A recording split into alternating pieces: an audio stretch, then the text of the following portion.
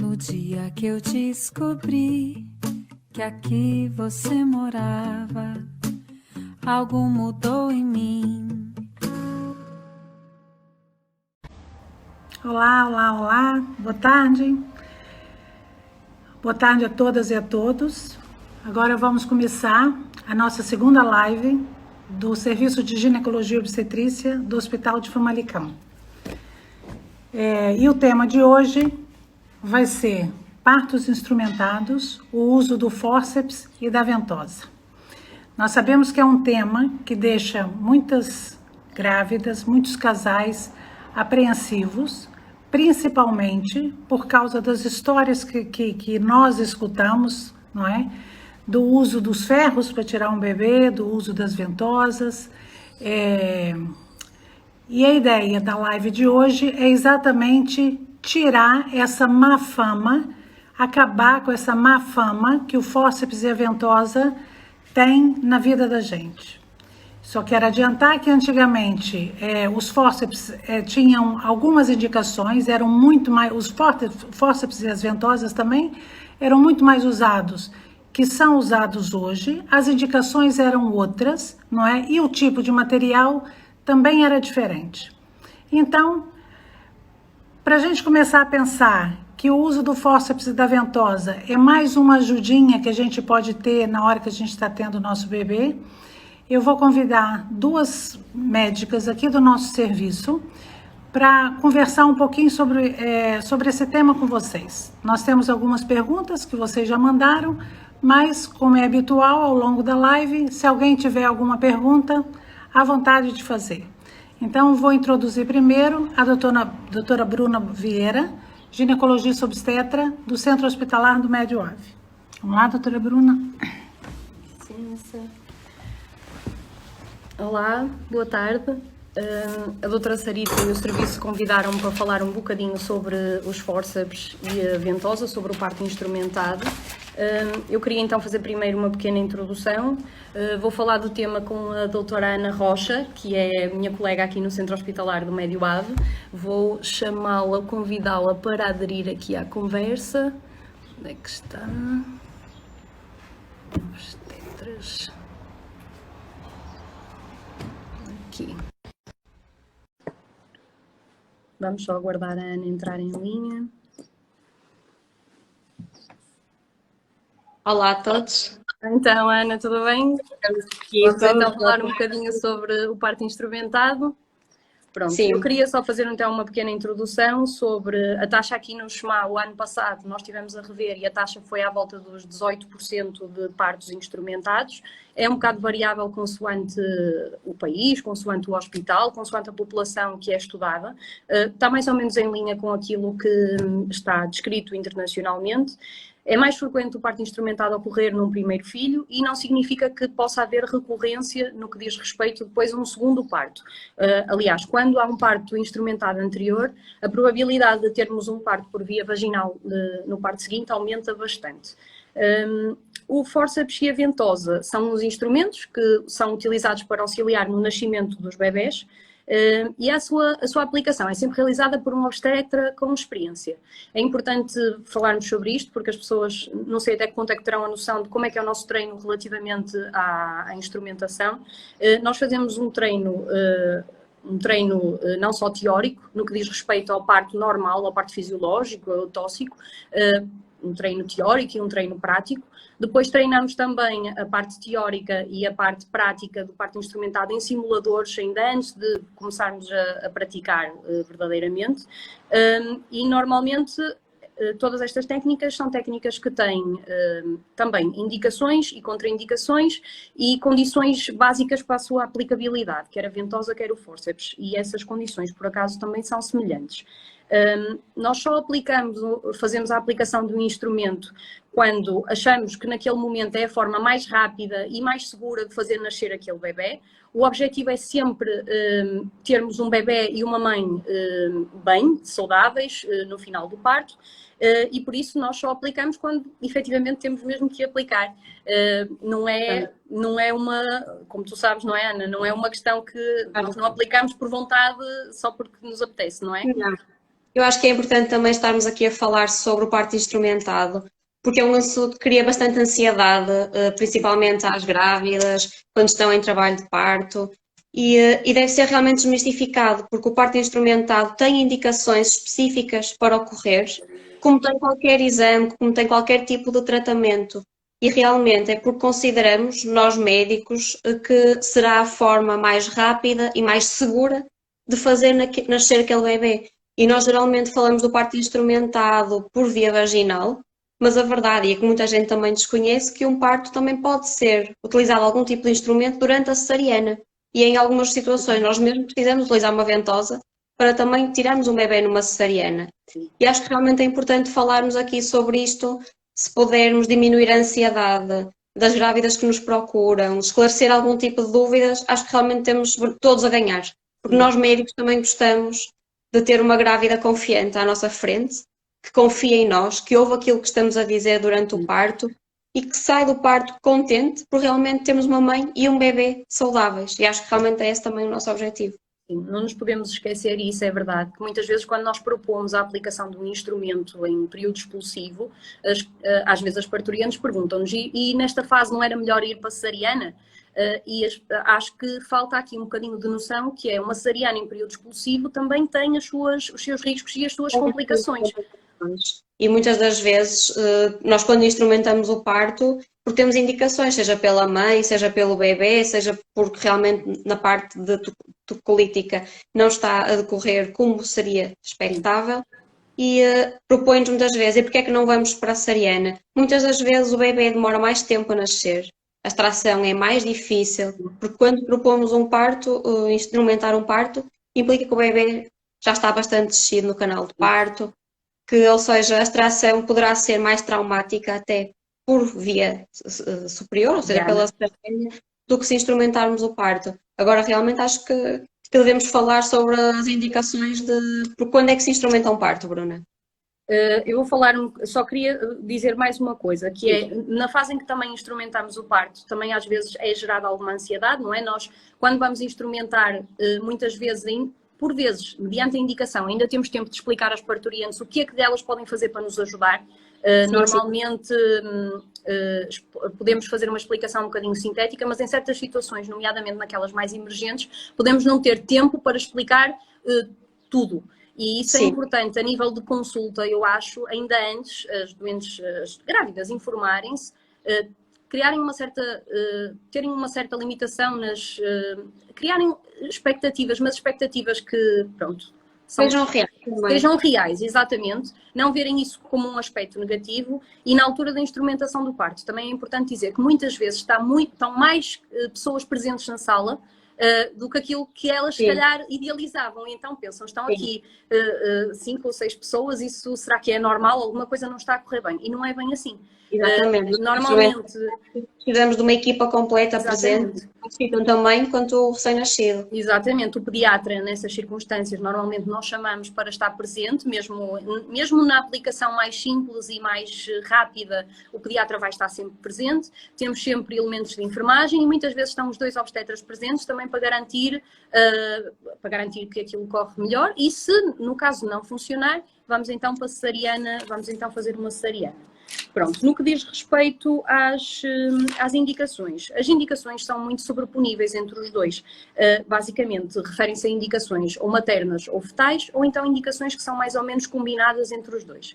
Relativamente às indicações do foro materno, nós temos, por exemplo, quando os esforços expulsivos estão a ser por algum motivo inadequados, temos, por exemplo, exaustão materna, a mãe já está a puxar há bastantes horas, não está a conseguir ter um esforço expulsivo adequado, ou então a analgesia não está a ser aquela que nós idealizamos, não está a ser a mais indicada e os esforços expulsivos então não estão a acontecer e não estão a fazer progredir o bebê da maneira que nós queremos. E outra indicação possível dentro do espectro materno é as contraindicações para esforços expulsivos.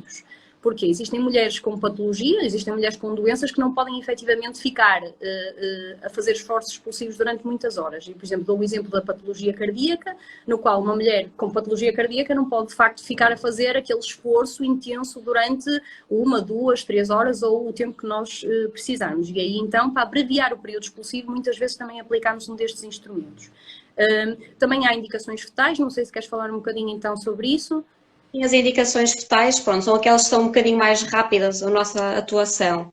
Em geral, porque o registro cardiotocográfico, como as senhoras dizem, as cintas que estão em monitorização contínua durante o parto, nos dão indicações que aquele bebê não está a gostar de estar no canal de parto, com os esforços, com a pressão também das paredes da vagina, causam que nós tivemos algumas desacelerações e não estão a gostar, ou seja, não podemos esperar o tempo necessário para a mulher fazer os esforços todos que precisa para pôr o bebê cá fora. E aí temos que abreviar o período expulsivo, mas sempre com a ajuda da mãe. Que é isto que nós também temos que passar a ideia que nós não tiramos bebés sozinhos. As mães precisam também de nos ajudar e de continuar a puxar. Numa situação um bocadinho mais emergente, mesmo quando o bebê já está quase a aflorar a vulva, quase a sair, e realmente há sinais de uma hipóxia aguda, e aí nós temos que tirar o bebê de uma forma rápida e eficaz, e aí o parto instrumentado tem indicações claras.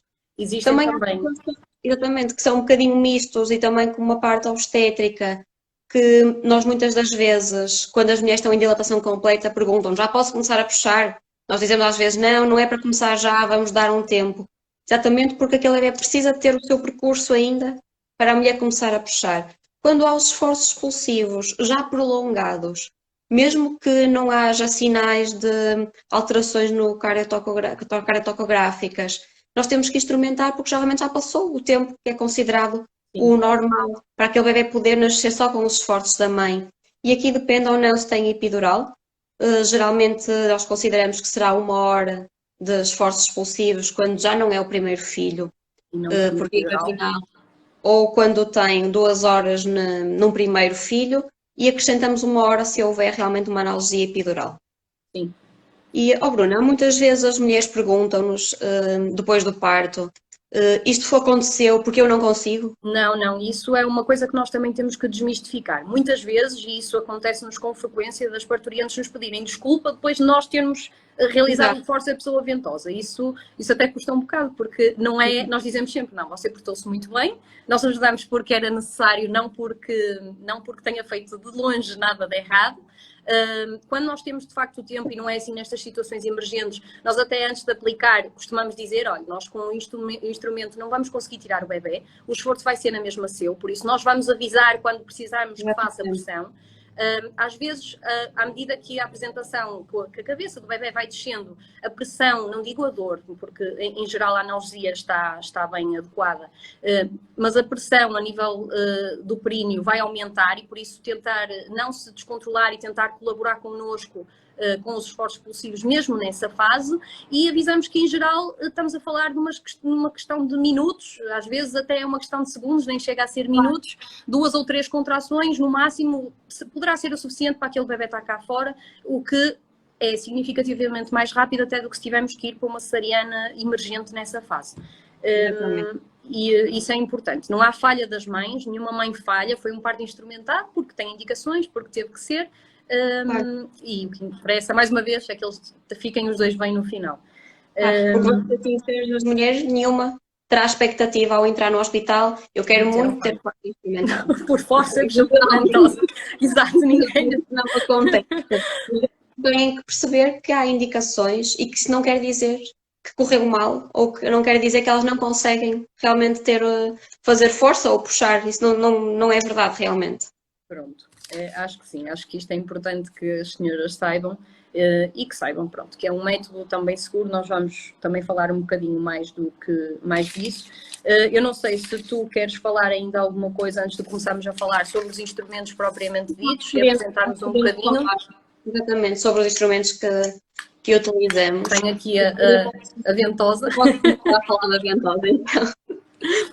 A ventosa, que é um instrumento que nós utilizamos até com mais frequência.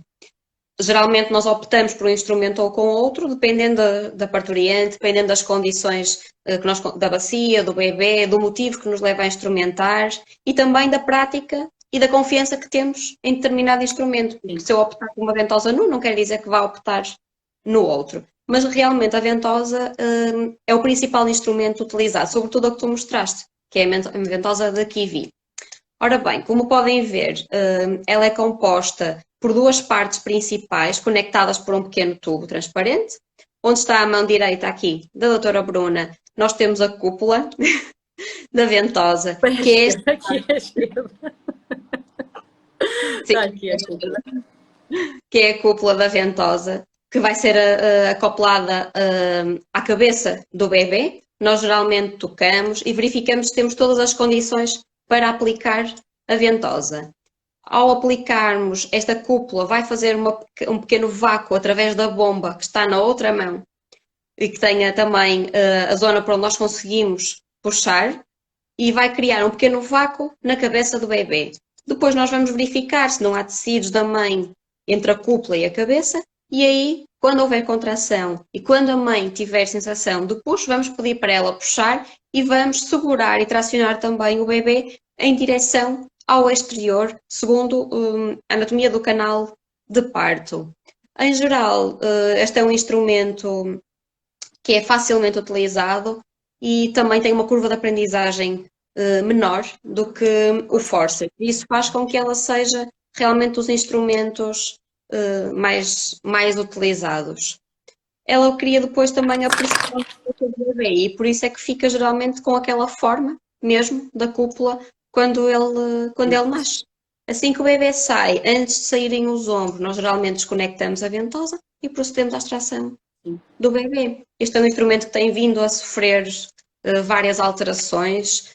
As primeiras descrições são de alguns séculos atrás, mas realmente ela teve um boom de desenvolvimento na década de 40, 50, 60.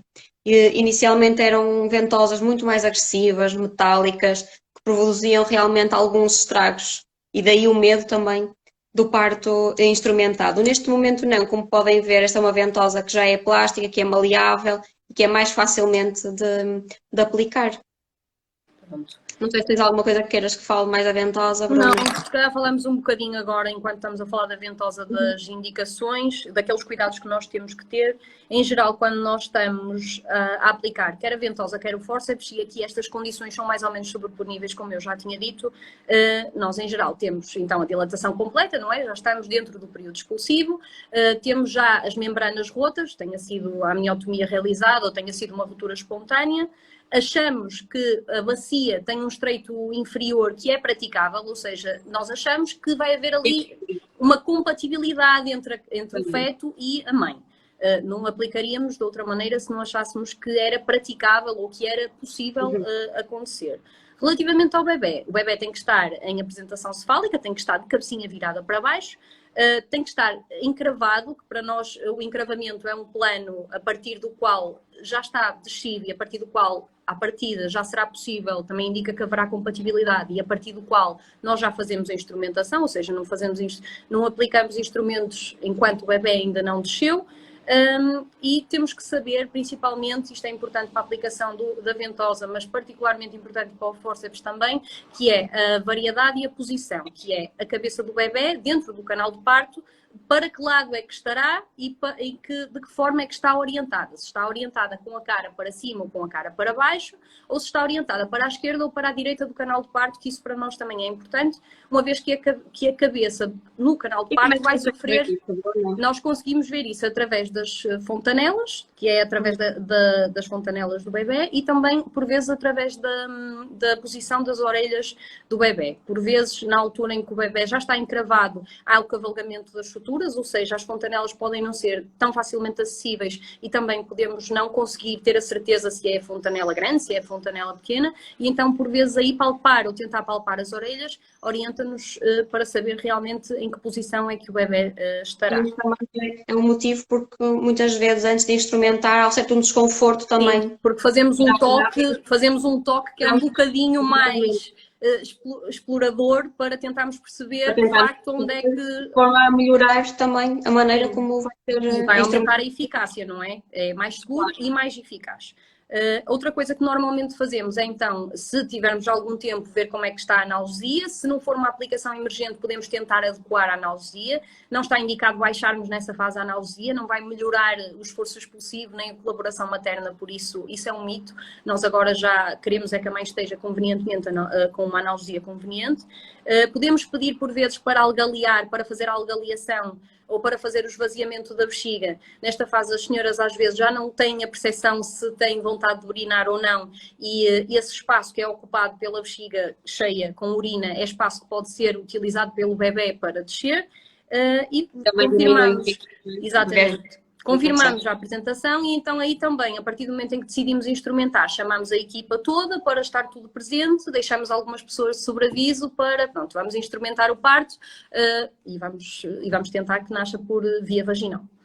E o que é que a grávida pode fazer para nos ajudar também, Bruna? Nesta fase... O que é que costumas dizer? Aí está, se nós tivermos... Eu costumo dizer, antes de aplicar, explico o motivo, se tiver tempo, não é isto? Se tiver tempo é muito importante e por isso é que na consulta é bom que isto já seja discutido. Em geral, o que eu digo é, qual é a indicação? Olha, o parto não está a ocorrer por isto e por isto, por isto. Acho que neste caso será mais conveniente para si fazermos o parto instrumentado. Normalmente, nesta fase, as senhoras já assinaram um consentimento informado, mas voltamos normalmente a pedir por vezes um consentimento verbal e dizemos que após a aplicação vão sentir a pressão, entretanto, quando a apresentação estiver a descer, que possivelmente podem sentir mais desconforto, mas que o que interessa é continuarem a colaborar, não perderem nessa altura um bocadinho o foco, porque com o desconforto... Ouvirem o que está a acontecer. Com o desconforto pélvico a aumentar e com a iminência do parto a acontecer, mais as horas, aquilo é normal que possa haver alguma ansiedade e tem que haver ali algum controle por parte da mãe. E pronto, e confiarem em nós e falarem connosco, porque nessa fase nós também podemos ir comunicando ao mesmo tempo. Nessa altura também podemos ainda não ter discutido isso, ou a parturiente, nós não fazemos episiotomias, isso também é importante dizer, por rotina, mesmo nos partos normais, e portanto depois da aplicação do fórceps ou da ventosa, quando a cabeça estiver a aflorar à vulva, nós vamos avaliar também ao longo da aplicação a distensibilidade do períneo, e aí é que vamos decidir se vai ser preciso fazer então a episiotomia ou não. Nessa fase poderá já não ser muito conveniente estar a pedir o consentimento, por isso na maioria a episiotomia é mais frequente em partos instrumentados do que em partos não instrumentados. Isso também é importante terem essa noção. Não sei se, a nível de indicações, queres começar a falar? Dentro das indicações... Já fomos também falando no início, não é? Podemos falar também, todos os partos podem ser instrumentados? Há alguma coisa que não possa? Nós não precisamos utilizar...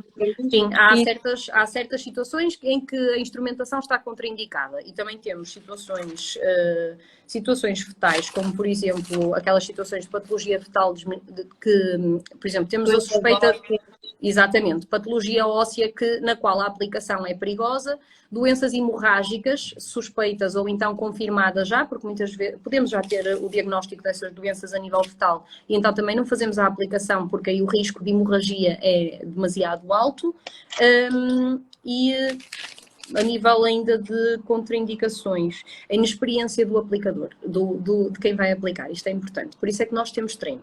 Ninguém vai aplicar uma ventosa ou um fórceps que não tenha treino e esta é a principal. Inexperiência de quem aplica, não se aplica, portanto temos que ver quais são as outras opções a nível de parto. Ou então, se achamos que de facto aquele bebê não tem condições para nascer por via baixa, achamos que todo o trabalho de parto e que aquela bacia não estão... Tudo levanta a suspeita de que provavelmente não vai ser possível. E então aí nesses casos, ou então quando temos um bebê muito alto no canal de parto, não fazemos a instrumentação e passamos imediatamente para a cesariana nessa fase. Sim, acho que é realmente importante de passar essa mensagem, que a equipa avalia e avalia várias vezes e muitas das vezes estamos 2 obstetras presentes no parto exatamente por este motivo. Às vezes precisamos da opinião do outro a dizer, eu acho que é possível instrumentar este parto, concordas comigo, não concordas comigo? Exatamente. Realmente, quando há tempo para pararmos e pormos todas as condições no seu melhor, ou seja, se não for uma coisa emergente, realmente a equipa está completa e ninguém vai instrumentar um parto se achar que aquele bebê não vai nascer.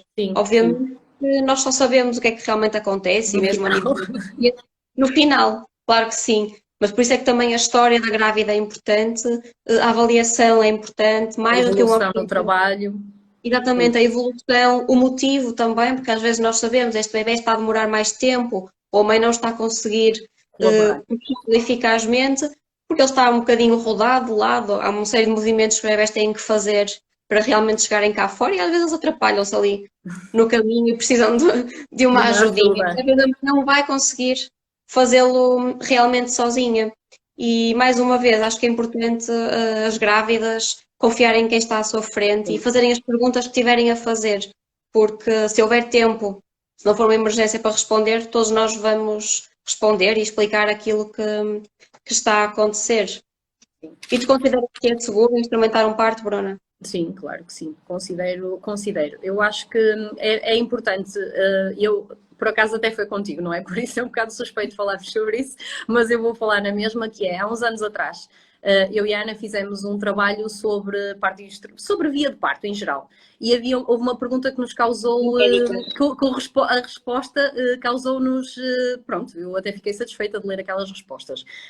Fizemos o questionário a mulheres médicas sobre a via de parto, e uma das questões que nós colocamos foi: se chegasse ao período expulsivo e houvesse nessa fase condições para instrumentar o parto ou para passar imediatamente para uma cesariana, o que é que as grávidas médicas prefeririam? E a especialidade da obstetrícia foi a especialidade que respondeu taxativamente que preferia um parto instrumentado. E isto advém do quê? Advém de, nos obstetras, não haver grande estigma relativamente a estes instrumentos. Nós estamos habituados a lidar com eles, sabemos que só vão ser aplicados se houver experiência e se houver condições e indicação para isso, e que é mais seguro e mais rápido do que passar para a cesariana. E portanto, fazia sentido termos esse resultado. E pronto, foi uma coisa engraçada de dizer. Portanto, nós não é só uma coisa que apregoamos para os outros, é uma coisa que mesmo para nós, ou se fosse para nós, era o que nós optaríamos por fazer, enquanto grávidas e enquanto mulheres em trabalho de parto. Pronto, não sei se queres que eu comece a falar um bocadinho agora do fórceps. Querias falar um bocadinho agora do fórceps? Eu também trouxe aqui um fórceps. Tenho que chegar um bocadinho para trás. Eu tenho aqui um fórceps. Este fórceps é um fórceps de Simpson. Existem diferentes tipos de fórceps.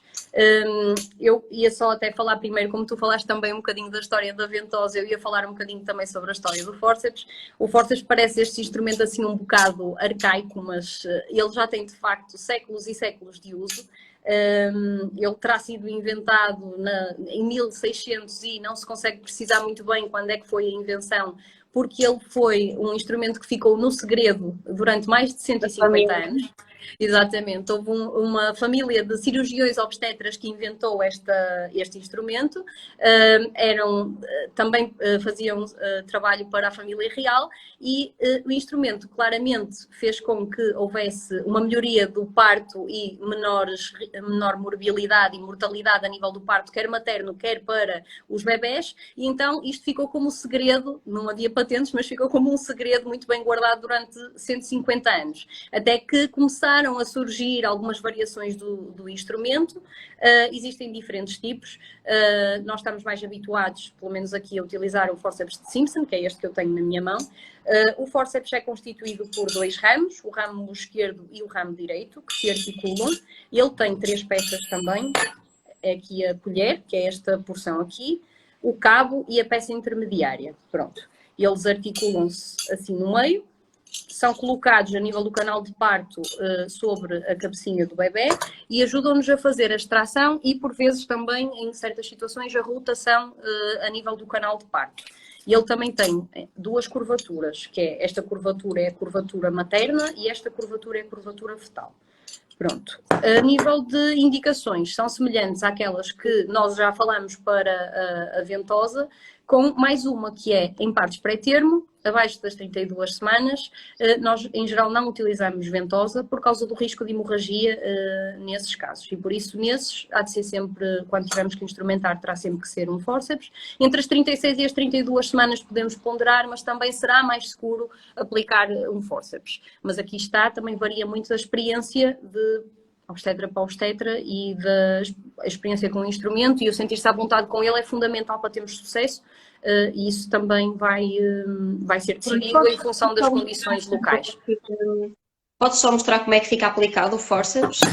Eu não tenho aqui um bonequinho.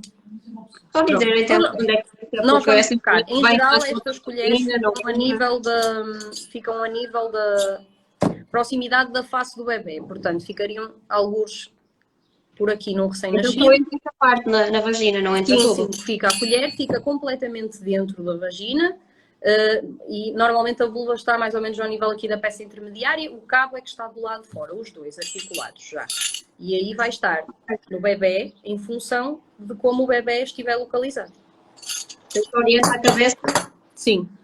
de forma a passar no canal de parto também. Sim, e também é tracionado e rodado em função das manobras que o bebê precisar de fazer para chegar cá para fora. Pronto, por isso é que é mais uma vez... E o facto nos prematuros, se usar o fórceps e não a ventosa, Até isso significa que ele será mais seguro? Sim, porque também ajuda a fazer uma certa proteção da cabeça do bebê a nível do canal de parto. O canal de parto também, as partes moles também pressionam o bebê e então também é importante. Pronto, eu tenho aqui um bonequinho, vou tentar... É por isso que dá jeito no fórceps também termos duas pessoas a aplicarem o fórceps, Sim. porque se há um instrumento em que precisamos de aplicar primeiro um ramo e depois o outro, espera aí, será mais ou menos assim. Pronto, isto é um boneco, não é? Serve para... Pronto, assim. Será mais ou menos... Só com uma mão não é propriamente fácil. É mais fácil, é mais fácil. Mas será mais ou menos assim, está bem? Em função do eixo. E pronto, agora a nível de, podemos se calhar falar um bocadinho daquela parte menos favorável, mas como em tudo, tudo tem o seu senão, e o parto instrumentado também não é isento de riscos, como todas as intervenções. São raras as intervenções médicas que não têm riscos associados às mesmas, e por isso se calhar, não sei se queres começar a falar um bocadinho das possíveis complicações. Sim. A nível das possíveis complicações, estas podem ser tanto para a mãe quanto para o bebê. Algumas delas, principalmente as maternas, podem não estar diretamente associadas ao instrumento, mas há um motivo que nos levou a instrumentar, como um trabalho de parto prolongado, um período expulsivo longo. Isso tudo também nos dá riscos sempre de haver uma hemorragia no pós-parto, ou seja, a mulher perde mais sangue do que aquilo que é esperado, é preciso fazer uma série de manobras e algum tipo de medicação para parar essa hemorragia, e isso também dá, obviamente, a nível do puerpério, maior probabilidade de necessidades de transfusões ou de ferro endovenoso. Sim. E a recuperação ser um pouco mais lenta. Também temos o risco a nível do períneo, de termos a episiotomia, tal como já falaste, ou de lacerações não da episiotomia, lacerações por distensão realmente da vagina e do canal. E essas também condicionam muitas vezes uma maior perda de sangue. Exatamente, uma maior perda, um maior risco hemorrágico. Exatamente. Ou então também lacerações do colo, ou algumas complicações a nível do períneo posteriormente, como a criação de um hematoma, às vezes a infecção também poderá ser mais comum nestas mulheres. Sim, mas lá está, muitas das vezes o motivo que levou à instrumentação também nos faz aumentar a probabilidade destas coisas acontecerem. A nível do bebê, que geralmente é isto que preocupa muito os pais, as complicações são felizmente raras. Estima-se que sejam mais ou menos 5% de todos os partos instrumentados. Sim. Mas felizmente são as complicações menores. Sim, ou as mais frequentes. São as mais frequentes, como por exemplo na ventosa, as pequenas lacerações, ou seja, as escoriações, umas feridas pequeninas no local da aplicação da ventosa, a formação do chamado caput, que é exatamente a parte da cabecinha que vai ficar dentro da cúpula, como a Bruna está a mostrar, que os pais ficam assustados quando veem aquela parte redonda, a criação de alguns hematomas, fora da cabeça são mais comuns, mas pode haver realmente complicações mais graves, extremamente raras, felizmente, como a fratura do crânio ou hemorragias retinianas ou cerebrais. Mas felizmente são raras. É isso. A nível do fórceps também é frequente podermos ver algumas escoriações ou algum trauma a nível facial, uma vez que, como ele é aplicado em proximidade da face, pode acontecer de termos algumas escoriações a nível malar, está bem? Isso não são complicações significativas, normalmente são alterações que desaparecem em pouco tempo. A forma da cabeça, que esqueci-me de dizer. A forma da cabeça muitas vezes tem a ver pode ter a ver com o facto de nós termos instrumentado, mas muitas vezes também tem a ver com a adaptação óssea da cabeça do bebê ao canal de parto. Há partos eutóxicos que os bebés nascem realmente com a cabeça assim mais abiculada, os pais ficam muito impressionados e depois são situações que no máximo em 2, 3 dias a cabeça já está normal, já está arredondada, faz parte da fisiologia humana, realmente as coisas processarem-se dessa forma. Mas muitas vezes quando temos que instrumentar, a sensação que fica principalmente para os pais é que foi na sequência da instrumentação que a forma da cabeça ficou assim e isso nem sempre corresponde à verdade. Pronto, a nível do fórceps também pode acontecer de haver muito raramente complicações a nível do nervo facial, que é um nervo que também passa aqui em proximidade. Normalmente são coisas autolimitadas, que não precisam de grande intervenção médica, mas a necessitarem também são complicações que têm em geral uma evolução benigna. Quando nós instrumentamos, depois de sair a cabeça do bebê, também nos aumenta o risco de termos alguma dificuldade na extração dos ombros, que é aquilo que é chamado de distócia de ombros, e por isso podemos às vezes ter que realizar umas manobras ainda depois da instrumentação. Quando a cabeça do bebê aparece, nós normalmente descaptamos a ventosa ou então desarticulamos o fórceps e aí temos que intervir para extrair os ombros. E isso também pode gerar, temos que fazer algumas manobras, pedir ajudas. Não é exclusivo dos partos instrumentados, partos normais em que a cabeça nasce normalmente, também podemos ter realmente ali uma distócia de ombros, o ombro ficar um bocadinho preso a nível da sínfise materna, que é aquele osso a nível, aqui a nível anterior, e temos que realizar alguma manobra para de facto fazer esse ombro sair dessa zona para conseguirmos que o bebê, o corpo do bebê nasça. Diz? Isso é algo que não consegues prever, seja não, é algo que, para o qual nós temos descrito quais são os fatores de risco para a distócia, mas que a maioria das distócias até acontecem em mulheres de baixo risco ou sem risco prévio estabelecido. Por isso, nós instrumentamos sempre em bebés que achamos que vão nascer sem complicações, não é? Não é uma coisa que dê para prever. Pronto, a nível materno, acho que também é importante dizer que os partos instrumentados vão ter maior taxa de retenção urinária no pós-parto, está bem? Com a analgesia e com a instrumentação, é frequente as mulheres terem dificuldade em terem a primeira micção, por vezes até podem precisar de ser algaleadas transitoriamente durante um dia, mas a maioria dessas complicações também vão ter, são bastante autolimitadas e acabam por resolver espontaneamente. E as mulheres têm maior probabilidade de ter incontinência, não? Sim, tem maior probabilidade de ter incontinência a nível futuro, sim. Não quer dizer que tenho, até porque aí entram outros fatores em linha de conta, nomeadamente o peso do recém-nascido, a paridade, quantos partos é que aquela mulher já teve, a própria fragilidade estrutural e própria genética dos tecidos, que é uma coisa que já é existente previamente, é uma coisa que também vai interferir. Nesses casos, acho que é importante também ter um certo cuidado a nível de pensar, pronto, o parto foi agora, foi imediato, vamos aguardar para ver qual é a evolução.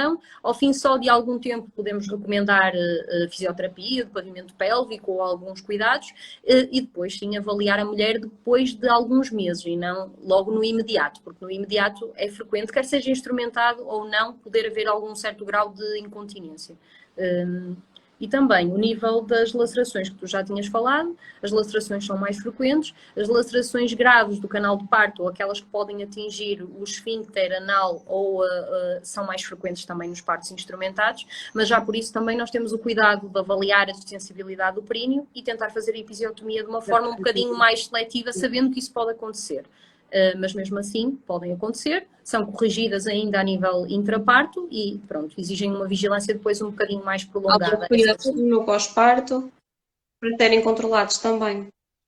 Assim, sim. Não sei se queres acrescentar alguma coisa, Bruno, eu queria só também falar sobre o prognóstico de muitas vezes os pais perguntam-nos se o parto instrumentado leva a complicações ou não naquele bebê no futuro. Quando a longo prazo, pode falar.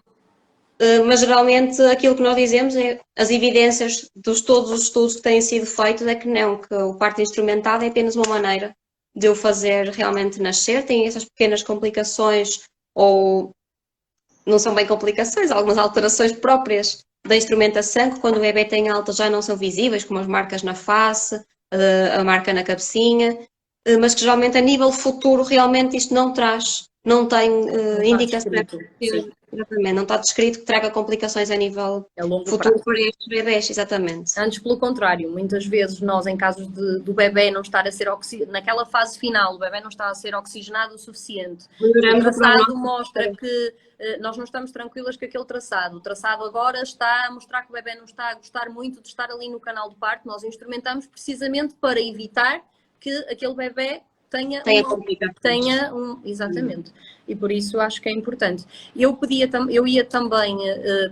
acho que é importante para as grávidas terem a noção de, além de nós dizermos como é que as coisas são, e a nossa impressão, é importante também falarmos as próprias grávidas ou as próprias puérperas dizerem as experiências, e então eu vou ler o testemunho de uma puérpera, agora puérpera, que pedi para ela escrever o que é que ela achou do parto, sobre o parto dela foi um parto por fórceps, e então ela escreveu: sou mãe de primeira viagem de um menino de 13 semanas que nasceu no centro hospitalar do Médio Ave, em Famalicão, de parto normal com recurso a fórceps. Escrevo-vos para partilhar a minha experiência enquanto mãe.